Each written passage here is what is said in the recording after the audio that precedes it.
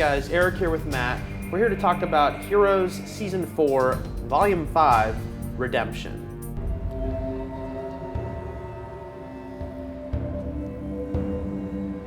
Tonight will be a night unlike any other. Tonight,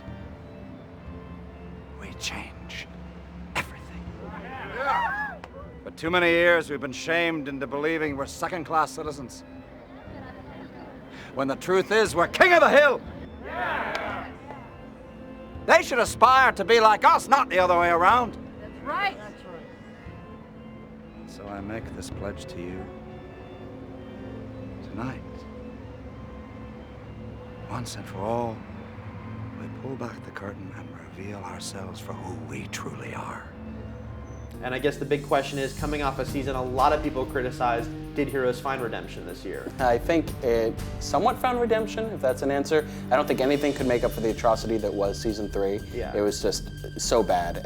But I think that it was an improvement this year.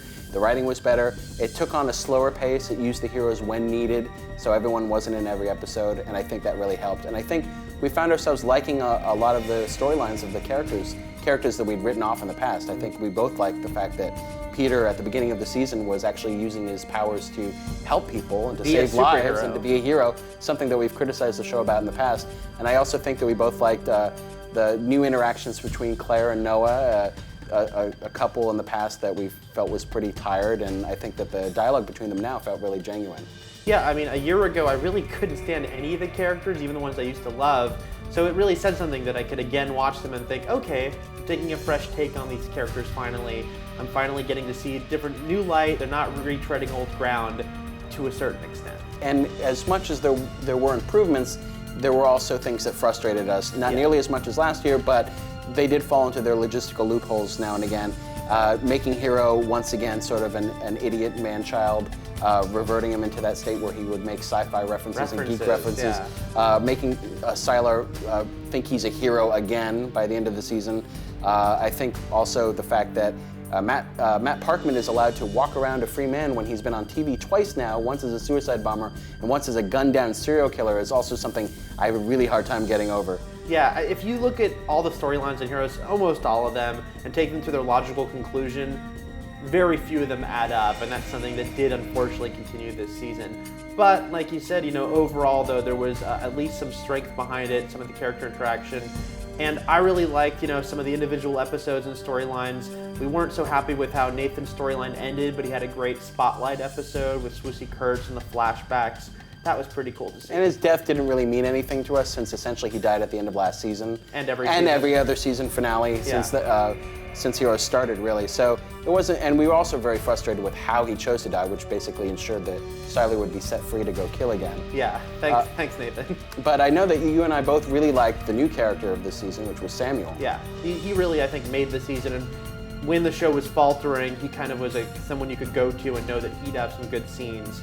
Partially because Robert Knepper is just a great actor, and because he was one of the better written characters, I think, on the show. Very well written and very well played, and I think that Knepper really nailed it when he had to play it like genuine and warm when he was trying to convince our heroes to join his carnival. And I think that was a big part of his character and very important layer to the fact, especially considering that he turns out to be a psycho who sinks mansions and destroys towns and commits mass murder. So the fact that he was able to balance those two elements was great. What are you doing here, Claire? You're not part of this family. You're right. I'm not. But let me ask you something. Does your family know what you're planning to do here tonight? Why don't you tell them? He's gonna kill all of those people out there. That's how he's gonna introduce you to the world. Now, overall, you know, I think, as you hear, we both had some issues with the show again this season, but we like some things too. Now, Robert Canning isn't here with us, but he did the official review, and he gave it a 7.4 for the entire season. I think I'm about the same number if I was rating it. What about you? Yeah, about a 7.4, 7.5. I think that's right on. Yeah. Now, we don't know if Heroes will be back or not. That's still kind of up in the air. And if this was the end, I think it was a okay ending, but I don't know. At this point, at least I'd be open to seeing another season, which is something, again, I wouldn't have said a year ago. It could come back in sort of short form, but I think that if it did end, I'd still be okay because it wasn't so much a cliffhanger as it was a game changer, and I think that works to end the series as well. That's all we have for you today, but yeah, please keep checking back at IGN TV for more updates on Heroes, and thanks guys.